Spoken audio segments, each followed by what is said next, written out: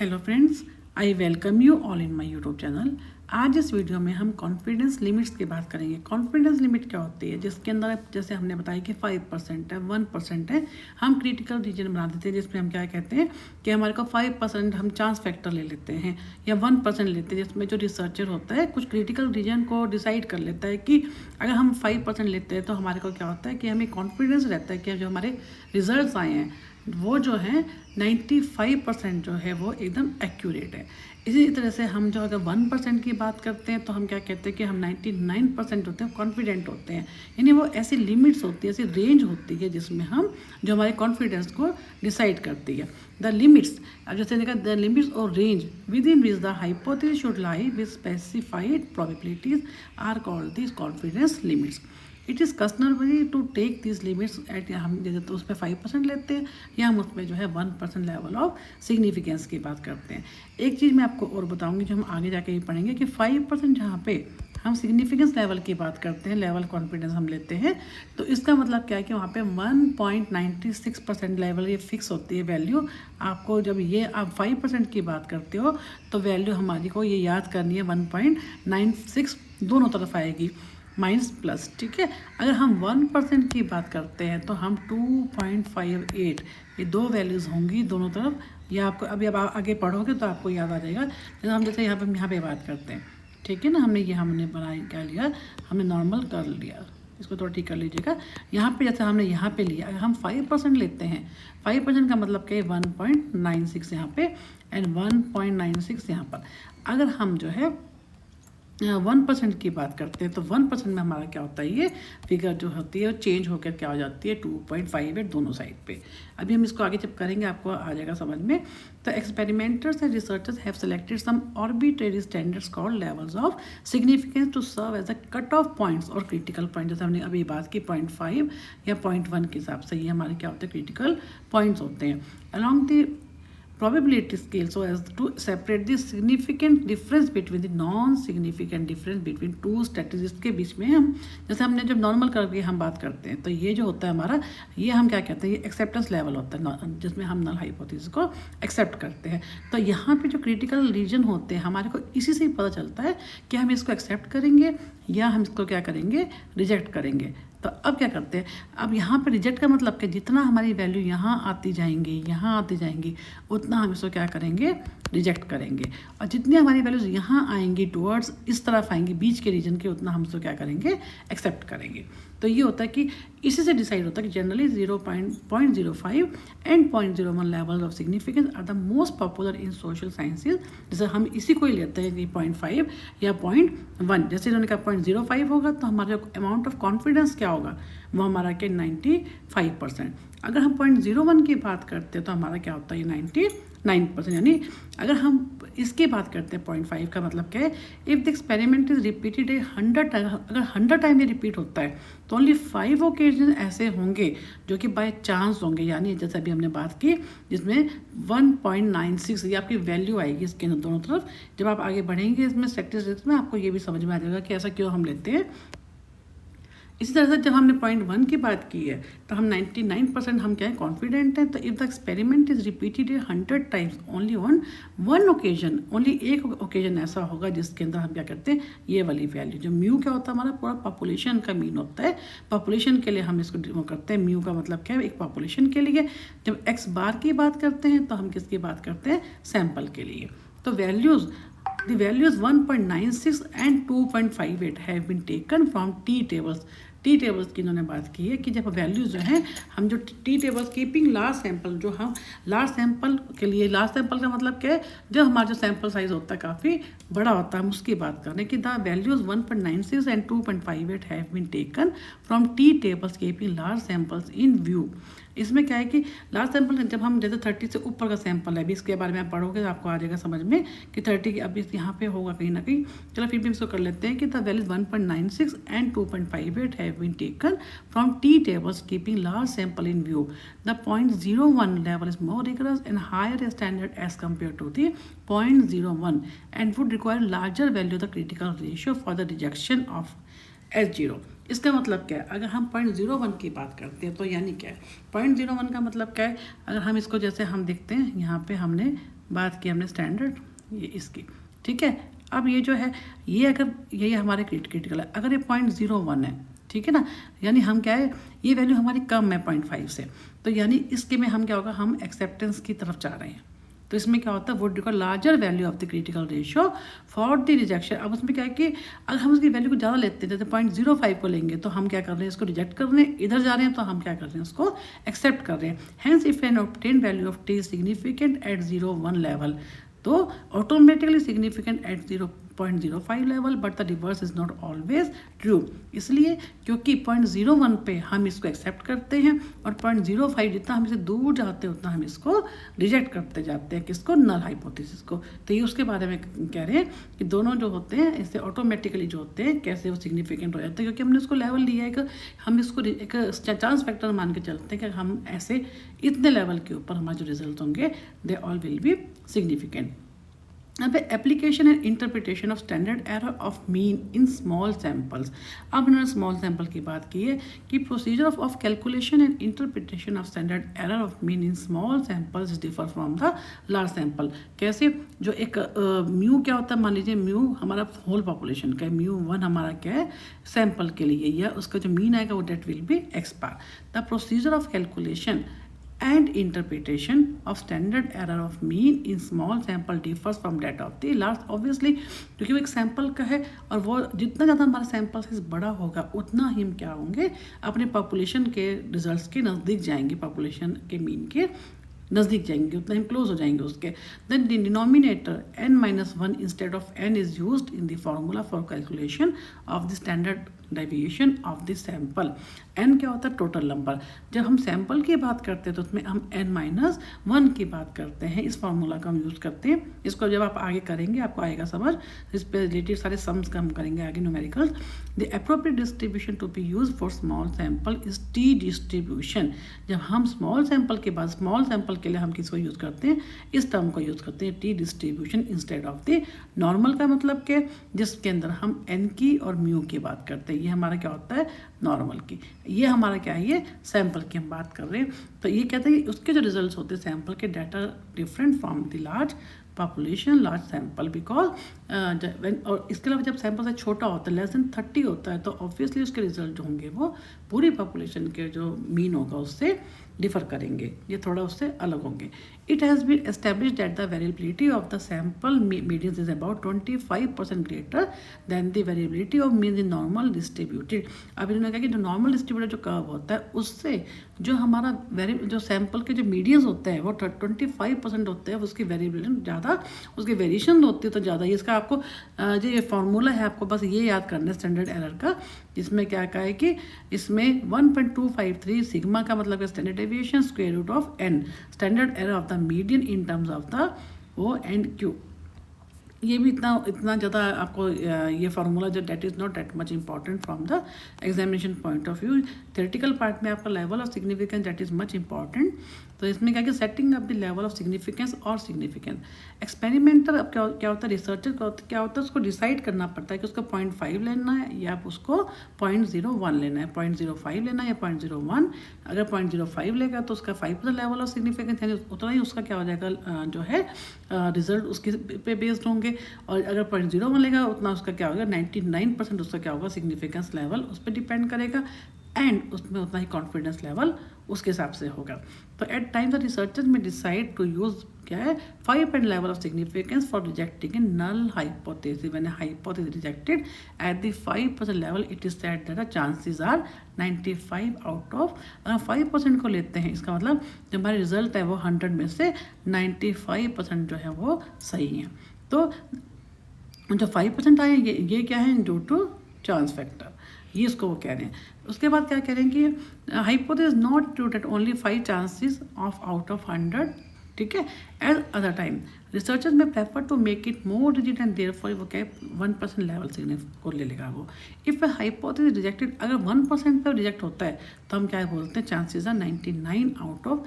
अगर हम 1% की बात करते हैं तो हम क्या कहते हैं 99 जो होते हैं चांसेस करेक्ट होते हैं आउट ऑफ 100।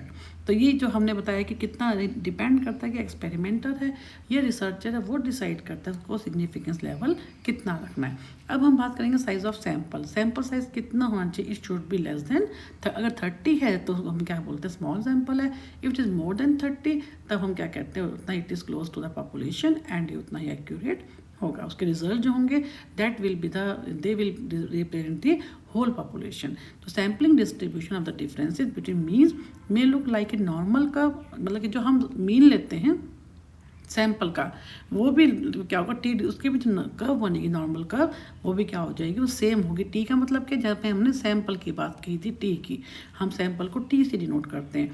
तो इसमें क्या है कि जब हम दोनों की, चाहे हम पॉपुलेशन की बात करते हैं चाहे हम टी डिस्ट्रीब्यूट सैंपल की बात करते हैं, दोनों की साइज जो क्या होगा वो नॉर्मल कर्व ही होगी, depending on the size of sample पे डिपेंड करता है।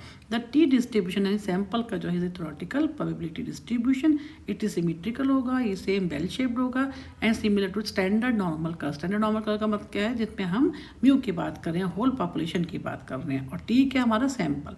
अब वो कह रहे हैं कि अब उसमें इधर सैंपल साइज लार्ज, अगर एन जो है हमारा 30 और 30 ज़्यादा है तो डिस्ट्रीब्यूशन क्या होगा, the distribution of differences between means will be normal 1। अगर सैंपल साइज छोटा होगा तो थोड़ा सा उससे डिफरेंस हो जाएगा। जो shape of the T curve यानी जो हमारा सैंपल है उसकी जो शेप है will very with the number of degrees of freedom. जैसे हमने डिग्री फ्रीडम की हमने क्या बात की थी, n-1, उस फार्मूले को हम लगा के हम उसको डिराइव करेंगे कि हमारा जो सैंपल जो है मीन का जो है सैंपल का मीन डिस्ट्रीब्यूशन कितना आया, क्या उसकी शेप आती है, उसी फिर वो नॉर्मल कर्व की तरह ही होगा लेकिन स्लाइटली थोड़ा सा डिफरेंट होगा T curve, because sample size is very less depending on the degrees of the freedom. In this way for a sample, statistics advocating normal distribution of the characteristics in the given population will be employed। यानी अगर हम पूरी population की बात करते हैं large samples के लिए 30 या 30 से ज़्यादा, ठीक है, उसके लिए हम नॉर्मल डिस्ट्रीब्यूशन की बात करेंगे। अगर हम स्मॉल सैंपल की बात करते हैं तो स्मॉल सैंपल में हमारा टी डिस्ट्रीब्यूशन जो होगा that will B used. Hence, in case of the large samples possessing the normal distribution of the differences of mean, उतना ही क्या होगा, the value standard error used to determine the significance of the difference between means will be in terms of stigma। Z score होगा। Z क्या होता है कि हमारा ये क्या है, पॉपुलेशन का स्कोर है। जेड मीन्स हमारा पॉपुलेशन का स्कोर। जेड क्या होता है, बड़े के लिए होता है, बड़े ग्रुप के लिए, है ना। तो Z on the other hand the case of small sample में हम क्या कहते हैं, टी डिस्ट्रीब्यूशन, यानी Z is for large population and T for small population. Small का मतलब क्या, less than 30 and this is for greater than 30। ये इन्होंने यहाँ पे कहा है कि from normal curve table we see 95% and 99% cases lie at the distance of, जो हमने अभी पीछे बात की, अगर हम 95 की बात करते हैं 1.96 आती है वैल्यू, अगर हम 99 की बात करते हैं 2.58 आती है, जो हम अभी ऑलरेडी जस्ट अभी हमने इसको एक्सप्लेन किया है। अब क्या कि if a computed Z value of the standard error of the differences between means approaches exceed the value 1.96 and 2.58 then we may safely reject null hype. अब इसको अब हम यहाँ से करते हैं, यहाँ पे आपको मैं अभी यहाँ आपको ये जो डायग्राम है ना, आपको इससे समझ में आ जाएगा कि हम इसमें वो क्या करना चाहते हैं। जैसे हमारा ये आप देख रहे हैं कि जो हमारी ये जो है ये नॉर्मल कर्व है, ठीक है। अब इस नॉर्मल कर्व में हमने क्या किया, ये क्या है हमारा 5% पे इसने लिया है, यहाँ पे इसने क्या किया 1% पे लिया है, ठीक है। अब वो कह रहे हैं कि अगर जितना हम इस साइड जा रहे हैं उतना हम क्या कहते हैं, इसको रिजेक्ट कर रहे हैं नल हाइपोथेसिस को, क्योंकि ये हमारा क्या, ये हमारा एक्सेप्टेंस रीजन है, ठीक है। अब वो कह रहे हैं कि हम इसको रिजेक्ट कर दें, और जितना हम इस साइड आ रहे हैं, जितना हम वैल्यू को यहाँ पे ले रहे हैं इधर, उतना हमारा क्या होगा, ये हम इसको एक्सेप्टेंस की तरफ जा रहे हैं, यानी नल हाइपोथेसिस को हम एक्सेप्ट कर रहे हैं। वो इसके बारे में बात करना चाहते हैं यहाँ पर कि जो है कि उस पर डिपेंड करता है कि हमारा जैसे कहा ना, if the computed Z value of the standard error of the differences between mean approaches to the value 1.96 and 2.58 then we may safely reject, और हम उसको रिजेक्ट करते हैं, ये एक्सेप्ट करते हैं कितने पे, 0.05 पे एंड 0.01 लेवल्स के ऊपर। यही उसके बारे में वो कहना चाहते हैं कि उसके रिजल्ट्स को कहते हैं हम टी रेशो में जब हम बात कर रहे हैं तो सैंपल की बात कर रहे हैं, और हम जेड की बात कर रहे हैं तो हम किसकी बात कर रहे हैं, पूरी पॉपुलेशन की हम बात। जेड स्कोर का मतलब क्या है, फुल जिसमें सैंपल साइज होता है डेट इज़ वेरी लार्ज। अब two tail and one tail test क्या होते हैं। टू टेल मैंने हमने पहले भी किया था कि टू टेल जिसमें हम सिर्फ डिफरेंस देखते हैं कि वो उनमें दोनों में आपस में कितना डिफरेंस है या नहीं है, सिग्निफिकेंट डिफरेंस है कि हम उसको नल हाइपोथेसिस को एक्सेप्ट कर रहे हैं या हम रिजेक्ट कर रहे हैं।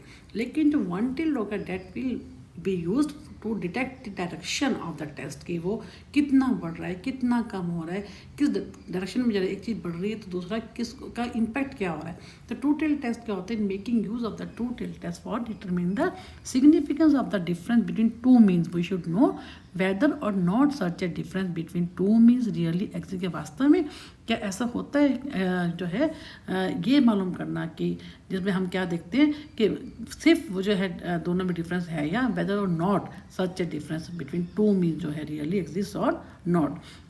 इसके अलावा हमारे को उसमें डायरेक्शन से कोई भी मतलब नहीं होता। In all such cases we merely try to find out if there a significant difference between the two sample means, दोनों में डिफरेंस है या नहीं है। Whether the first mean is larger और स्मॉलर देन द सेकेंड, हमारे को इस चीज़ से कोई मतलब नहीं, इज ऑफ नो कंसर्न, हमारे को इस बात से कोई मतलब ही नहीं कि वो कितना कम है, कोई उससे कितना ज़्यादा है। सिंपल हमें ये देखना है कि दोनों में कोई डिफरेंस है या नहीं है। तो ये हमारा क्या होगा टाइप, जिसको हम क्या बोलते हैं ट्रू टेल। तो consequently when an experimenter wishes to test the null hypothesis μ1, ये जैसे हमने एट नॉट की बात की, against if possible rejection finds it then it is rejected, then the researcher may conclude that the difference really exist. अगर हम against it's possible rejection, वो क्या कह रहे हैं कि then the researcher may conclude that it difference really exist between two mean, यानी हम उसको रिजेक्ट कर देते हैं, उसकी पॉसिबिलिटी होती है, तो यानी क्या है हम उसको ऑल्टरनेटिव हाइपोथेसिस को हम एक्सेप्ट कर रहे हैं, और हमें क्या करें कि दोनों जो मीन्स हैं उनमें there is always a difference between the two means, statistical difference है उनमें। However no assertion is made about the direction, हमें इसमें डायरेक्शन नहीं देखते, बस हम ये हम क्या बोलते हैं कि हाँ दोनों में डिफरेंस है। It is also named as a two tail test because it employs both sides positive and negative of the distribution, यहाँ पे और यहाँ पे, in the estimation of probability 5% significance level in two tail test with the help of figure, जैसे इन्होंने यहाँ पे दिखा दिया 5% का मतलब कि इन्होंने यहाँ पे दिखा दिया है ना, कि यहाँ पे इसने क्या कहा है कि ये सिर्फ ये दिखाता है कि दोनों में whether they are both statistically significant और नॉट। अब क्या है कि therefore while using both the tails of distribution we can say that area of the normal curve falls to the right of, जैसे हमने 5% की बात की तो 1.96 दोनों तरफ, यहाँ पे भी और यहाँ पे भी, दोनों में वो क्या है एरिया 1.96 तो फॉल करेगा, that will be in the both sides of the normal curve using about the mean and the 2.5 falls to the left of 1.96 standard deviation units below the mean. ये इसकी वैल्यू आएगी ही जब हम इसकी बात करते हैं 5% की। The area outside this limits is 5% of the total area under the curve. यहाँ पे बाकी जो होगा एरिया, तो ये जो हाँ जैसे हमने बात की यहाँ पे 5% का मतलब क्या, ये वाला एरिया, ये वाला एरिया, बाकी सारा क्या होता है एक्सेप्टेंस का एरिया, जहाँ पे हम कहते हैं कि देयर इज नो डिफरेंस, जिसमें हम क्या कहते हैं अगर हम इसको एक्सेप्ट कर रहे हैं it means there is no difference, जहाँ पे उसको एक्सेप्ट कर रहे हैं। जहाँ पे हम ये एरिया, इसमें हम क्या कहते हैं कि स्टैटिस्टिकली क्या है वो सिग्निफिकेंट है, ठीक है, जहाँ पे हम क्या कहते हैं डिफरेंस है सिग्निफिकेंट, ठीक है। ये यहाँ पे ये बताना चाहते हैं इसके अंदर कि कैसे 5% का और 1% का हम कैसे हम अगर हम नल हाइपोथेसिस को रिजेक्ट करते हैं तो इसका मतलब हम ऑल्टरनेटिव को जो है एक्सेप्ट कर रहे हैं, रिसर्च हाइपोथेसिस को हम एक्सेप्ट कर रहे हैं, उसको हम एक्सेप्ट करते हैं, treatment we are rejecting the alternative या रिसर्च हाइपोथेसिस। अब है वन टेल टेस्ट में क्या करना चाहते हैं कि वो क्या होता है, जैसे हमने टोटल के बारे में क्या पढ़ा, दैट इज़ नॉन डायरेक्शनल, और इसमें सिर्फ ये देखता है कि डिफरेंस है या नहीं है।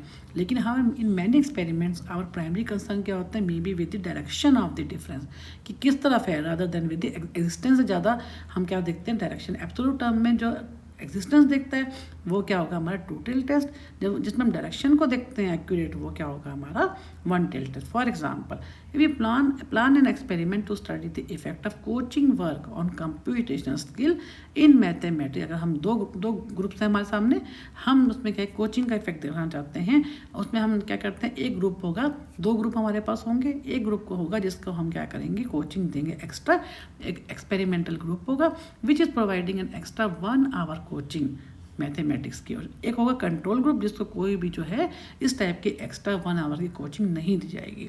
अब क्या कहते हैं कि हम जब देखते हैं कि here we have reason to believe that experimental group will score higher on the mathematical computation ability test which is given and the, हम क्या हमारा पर्पस क्या है, हम ये देखना चाहते हैं जो हमने कोचिंग दी 1 घंटा एक्स्ट्रा दी एक्सपेरिमेंटल ग्रुप को, हमने कंट्रोल ग्रुप को नहीं दी, तो हम क्या देखना चाहते हैं, जो हमने कोचिंग दी उसका इम्पैक्ट आया कि नहीं आया उनकी परफॉर्मेंस के ऊपर। In our experiment, we're interested in finding out the gain in the acquisition of mathematical computation skill। अब हम देखना चाहते हैं उनका कुछ गेन हुआ कि नहीं, किस चीज़ में उनकी जो मैथमेटिकल स्किल है वो इम्प्रूव हुई या नहीं हुई, और कितनी हुई। In cases like this we make use of the one tail test. हमने सिंपली तो देख लिया कि हाँ भाई हमने कोचिंग देंगे तो उनकी स्किल जो है इम्प्रूव होंगी, कितनी होंगी, कितना किस डायरेक्शन में जाएंगी, उनकी जो परफॉर्मेंस है वो किस डायरेक्शन में होगी, कि कितना बढ़ेगी कितना कम होगी, ये सारा हमारा कहाँ पे होता है, with the help of the one-tailed test। तो consequently the meaning of null hypothesis restricted to an hypothesis of no difference। no difference का मतलब क्या है, जिसमें हम क्या कर सकते हैं कि कोई डिफरेंस ना होने का मतलब क्या, हमने रिजेक्ट किसको कर दिया, ऑल्टरनेटिव को, और हमने एक्सेप्ट किसको कर दिया, नल हाइपोथेसिस को। और जहाँ पे वन टेल्ड टेस्ट की तरफ जाते हैं तो उसमें क्या होता है, डायरेक्शन देखते हैं पॉजिटिव है या नेगेटिव है, हम उसकी बात करते हैं। अब हम बात करते हैं स्टेप्स क्या होते हैं, setting about the level of significance. जब हम सिग्निफिकेंस, जैसे हमने अभी बात की, हम लेवल ऑफ सिग्निफिकेंस को सेट करते हैं तो उसके क्या स्टेप्स होते हैं। फर्स्ट सबसे पहले हम क्या करते हैं, नल हाइपोथेसिस को बनाते हैं, ऑल्टरनेटिव हाइपोथेसिस को। नल का मतलब क्या है, देयर इज नो डिफरेंस, और ऑल्टरनेटिव का मतलब क्या है, there is always a significant difference between the two means. Therefore, in testing hypothesis, we make our predictions about the population parameter। उसी के बेस के ऊपर हम क्या करते हैं, प्रेडिक्शन करते हैं कि ऐसा होगा, क्योंकि हमने क्या पढ़ा हाइपोथेसिस में, वो क्या होता है कि it is testable proposition, tentative testable proposition, जो हम एज्यूम करते हैं at the time of research, and in the end of the test and the end of the research we test it कि वेदर इट इज ट्रू और false. फिर क्या करते हैं, क्राइटेरिया देखते हैं कि हमने 0.5 लेना है या हमने 0.1 लेना है। फिर level of significance, alpha level. Alpha level क्या होता है, जैसे हमने बात की यहाँ पे चांस फैक्टर। अल्फा क्या होता है, जिसमें हमने बात की थी टाइप 1 एरर, देन हम करते हैं टाइप 2 एरर, है ना। यहाँ पे जिसमें हम क्या करते हैं, सही होने के बावजूद भी उसको रिजेक्ट कर देते हैं, वो हमारा क्या होता है, अल्फा। फिर उसमें क्या होता है कि सही होने का मतलब क्या है, जैसे हमने अभी बात की कि हमारा यहाँ पे होना तो एक्सेप्ट करना चाहिए था, लेकिन हम गलती से यहाँ पे चले जाते हैं, यानी इस लेवल को हम बढ़ा देते हैं चांस फैक्टर को, जिसमें हम जो होते हैं क्रिटिकल रीजन को हम बढ़ा देते हैं, तो हमारा ये क्या होता है, रिजेक्ट हो जाता है। तो इस टाइप से हमने जो है अब इसके बाद क्या करना है हमारे को, कि in hypothesis testing the set of potential sample is divided into those that are likely to be obtain and those that are unlikely to be. If the simple उन्होंने क्या कहा है कि जब हम अल्फा को देखते हैं, टाइप 1 एरर है या टाइप 2 एरर है, वो हम किस पर डिपेंड करता है कि हमारा जो नल हाइपोथेसिस है ये ट्रू है या फॉल्स है। फिर है क्रिटिकल रीजन की बात करते हैं कि हमने कितना रखना है critical region. This is the region which is compose of extreme sample values that are very unlikely outcome if the null hypothesis. अगर नल हाइपोथेसिस अगर हमारा ट्रू है, ठीक है ना, ये हमारा ट्रू है, यहाँ पे एक्सेप्टेंस है, तो इसका मतलब ऑब्वियस है कि हम इधर आ रहे हैं और हमारा ये जो है ये हमारा कम हो रहा है, तो हमारे जो एक्सट्रीम सैंपल है वो हमारी वैल्यूज होंगी वो कम हो जाएंगी, इधर चली जाएंगी बीच में। फिर boundaries for the critical region are determined by the alpha level. If the sample data fall in the critical region null hypothesis is rejected. जैसे इन्होंने क्या कहा, क्रिटिकल की ये हमारा ये है, ये हमारा क्या क्रिटिकल रीजन है ना। अगर यहाँ पे आती है हमारी, इधर आती है हमारी नल हाइपोथेसिस की जो हमारी वैल्यूज आती है, इसका मतलब क्या है, एक्सेप्टेंस लेवल से ये इधर जा रही है, यानी हम इसको रिजेक्ट कर देंगे नल हाइपोथेसिस को, और जितना ये इधर आएगी हमारी वैल्यू उतना हम इसको क्या करेंगे, एक्सेप्ट कर देते हैं।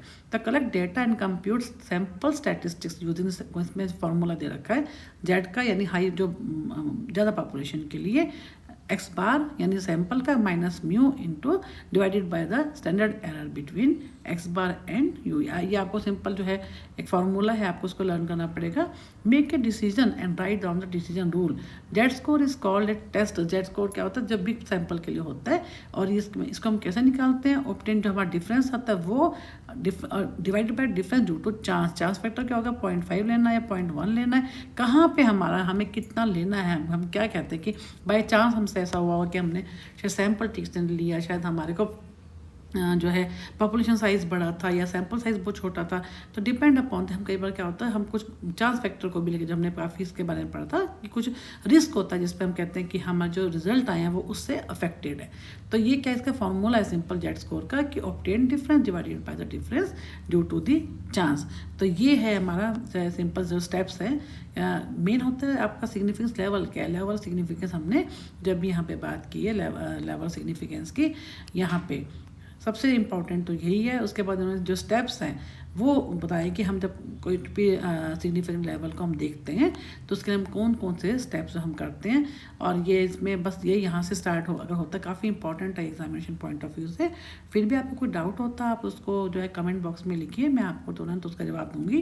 जैसे आप देख रहे हैं ना कि इसमें आप setting of the level significance अगर एग्जाम में आता है तो साइज ऑफ सैंपल हो गया पहले, उसके बाद आपके 2 टेल टेस्ट है, 1 टेल टेस्ट। 2 टेल में क्या होता है जिसमें हम ओनली देखते हैं कि आपस में रिलेशन है या नहीं है।